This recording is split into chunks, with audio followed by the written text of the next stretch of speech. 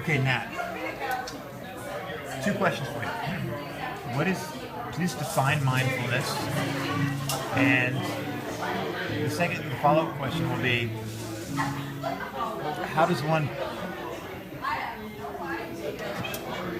do you pull yourself out of the tendency to become distracted? How do you pull yourself back in to becoming mindful when, you know what I'm saying?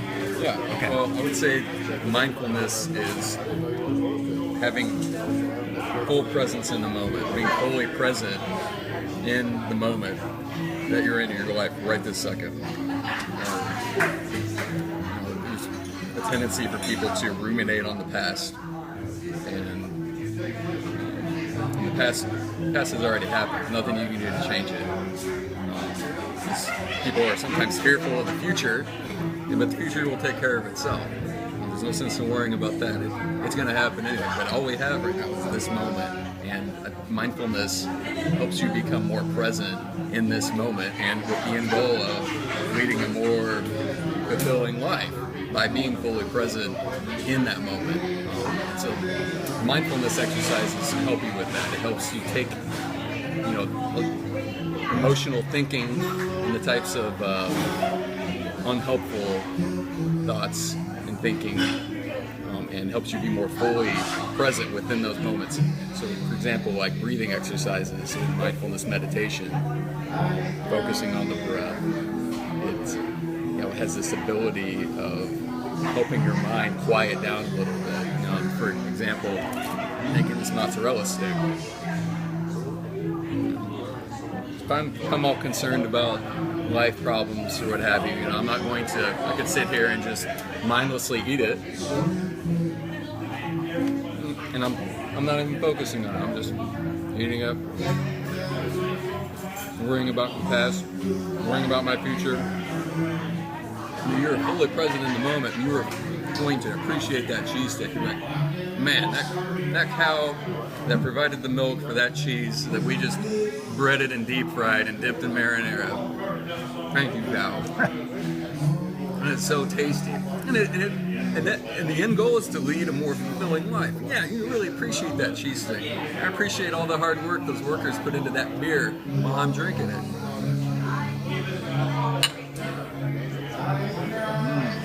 Drinking cold beer on a summer night.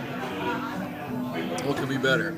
But you cannot appreciate it if you are worried about the past and you're fearful about the future. The future will be better if you take the time to focus on right now. It's really all we have. Okay. To me, that's what mindfulness is about. That is a beautiful definition. Now, follow-up question.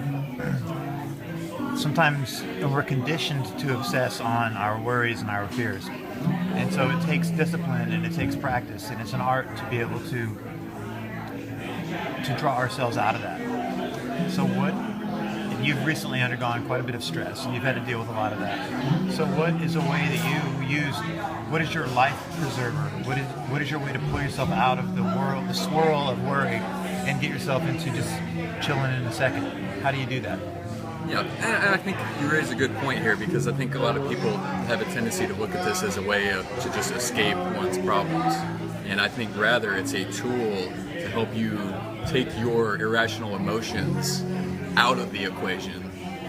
So if you have a serious problem in your life, a lot of people have a tendency to call this is terrible. What if this happens? What if this happens? Instead of taking a more rational approach, saying, hey, in the end, everything will work out. Everything will be fine. What can I be doing right now that will help me in this problem? And so I think by quieting the mind, people have a tendency to let their racing mind take control. And in the end, that doesn't help at all. In fact, it causes problems.